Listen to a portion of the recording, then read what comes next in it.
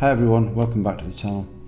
In some sense today I'm going to pick a fight with somebody. I don't know who. I kind of know who. Okay, I kind of know who, but it's not just one person. It's people in general. I'm a monoglot. I only speak one language. I kind of muck around with a few others, but there's only one language that I speak properly, so I like to consider myself a monoglot. You will be aware undoubtedly of the fact that there are many people, some to be taken seriously, some not to be taken seriously, on the internet who consider themselves to be polyglots. I can't be the only person who's noticed that. Everyone seems to be a polyglot virtually on the internet these days. What I want to say today is that when you are learning a foreign language, learning to pronounce it properly is not optional. If you have learned to speak a foreign language quite well in other regards, but have not learned to pronounce it properly, then you have failed to develop certain skills that are crucial if you want to be taken seriously as somebody who learns foreign languages. This video is a little bit of a sort of foot stamping, toe treading, turf battle, if you like. Again, I'm a monoglot, so I don't care. I only speak one language and just muck around in a few others. But at an intellectual level, I would like to stick my oar into this debate, who is the one true greatest polyglot of them all. I would like to stick my oar into that debate and say that people who learn foreign languages but don't learn to pronounce them properly are failures. They are failures as language learners. They are not complete failures. They are partial successes. And therefore partial failures, and it's that element of failure that I want to focus on today. When people speak to each other, if you take a normal situation in which two people are speaking to each other face to face, there is a tiny little scrap of information that is communicated visually. Yeah, we look at people's lips, we look at what's going on, and we get a little bit of information. But 99.9% of the information, I just made that up, that's not a scientifically rigorous claim. 99.9% of the information that we get is coming in through our ears in the form of sound, right? This is obvious. This is why we can talk to people on the phone and still understand what they are saying, because the visual information is not very important. Okay. Language at some level of analysis is made up of sounds, yes? There's a symbolic level where you can analyze the grammar, the lexicon being used, but there's obviously a physical, acoustic level of analysis of which language is made up of sounds, and only sounds. Well, that being the case, if you can't learn to make the right goddamn sounds, then you're a failure by definition. If you are a mathematician who cannot solve quadratic equations, then you are some type of failure as a mathematician. You might not be a complete failure, but you are at the very least a partial failure, right? If you're a mathematician who can't do linear algebra, sets of, simultaneous equations, then you're obviously some sort of failure. Not a complete failure, but some sort of failure. Similarly, if you're learning to speak a foreign language, then there are certain things that you have to be able to hear, and there are certain things that you have to be able to make come out of your mouth. If you can't hear the difference between lice and rice, then you're some kind of failure as an English learner. I'm not saying people should hang their heads in shame. It's not about that. It's just about the fact that human beings are status-driven, competitive creatures, and they will compare themselves and their accomplishments to other people and their accomplishments. And insofar as we are going to do that on the internet with respect to foreign language learning, then it has to be said that the polyglots who can't pronounce foreign languages properly are failures. Learning to pronounce foreign languages properly is not an optional extra when you're learning them, right? There is a point of view, it's not expressed explicitly, but it seems to exist, that when you learn a foreign language, you learn how to put sentences together And then if you're obsessed with these things, and if it's really important to you to get them right, then you try and learn how to pronounce it properly.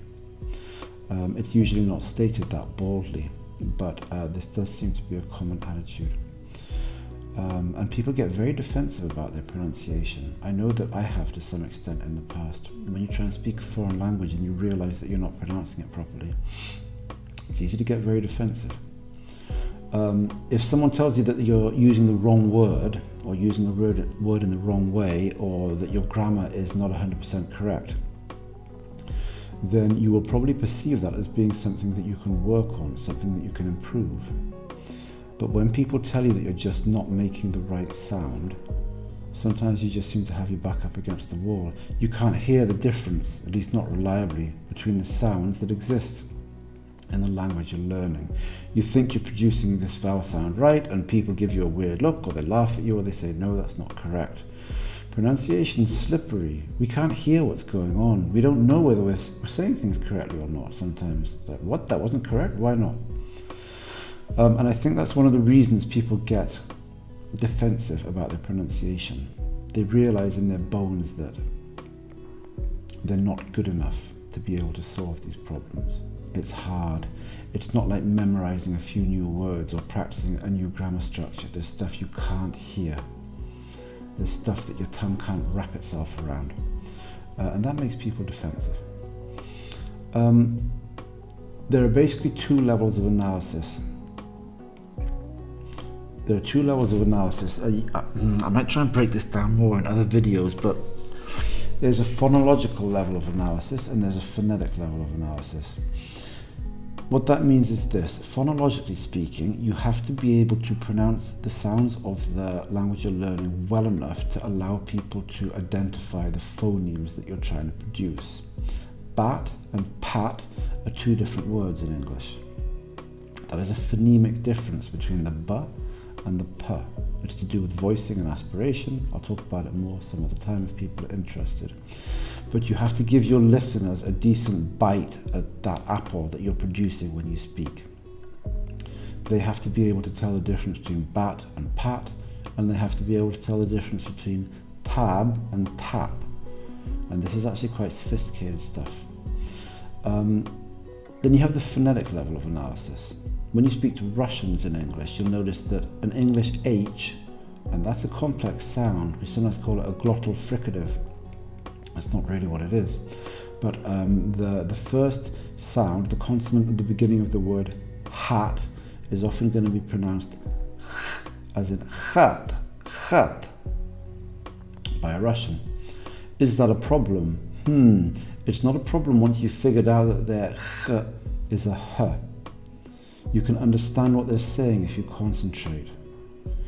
But it is a problem if the person in question wants to be accepted as a natural and accomplished speaker of the language.